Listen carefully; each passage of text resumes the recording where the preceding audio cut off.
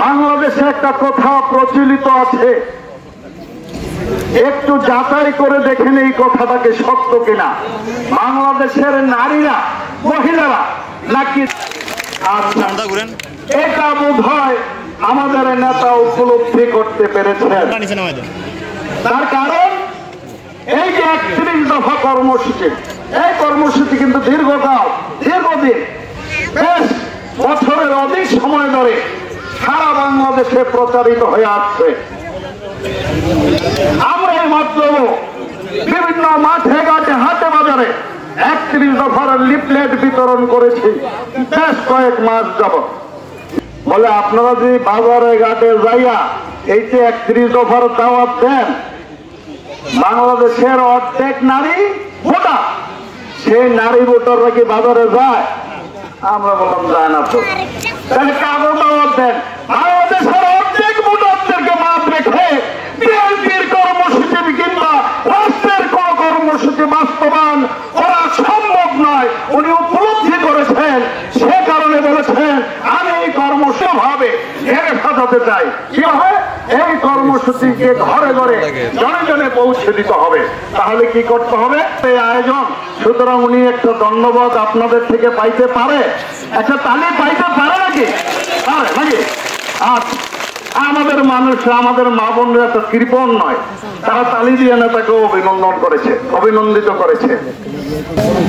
আবার একটা কথা আছে, এ বিশ্বে যা কিছু মহান সৃষ্টি কল্যাণকর, অর্ধেক তার করিয়াছে নর, অর্ধেক তার নারী। এটা কবি নজরুলের নারী কবিতার একটা পংক্তি। সুতরাং বিশ্বের সকল মহান কল্যাণকর যত সৃষ্টি আছে, সকল সৃষ্টির পিছনে এই মা বোনদের ভূমিকা। মঙ্গলজনক কোনো কিছু সম্ভব নয়, সে কারণে আপনাদের কাছে আমরা ছুটে এসেছি।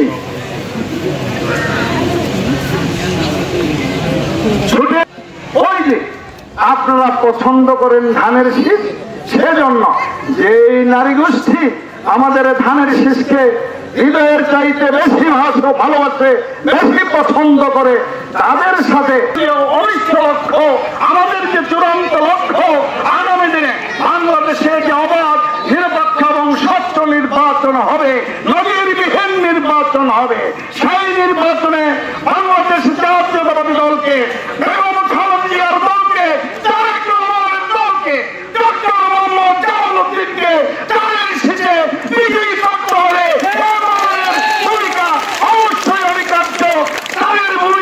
সবচাইতে বেশি গুরুত্বপূর্ণ।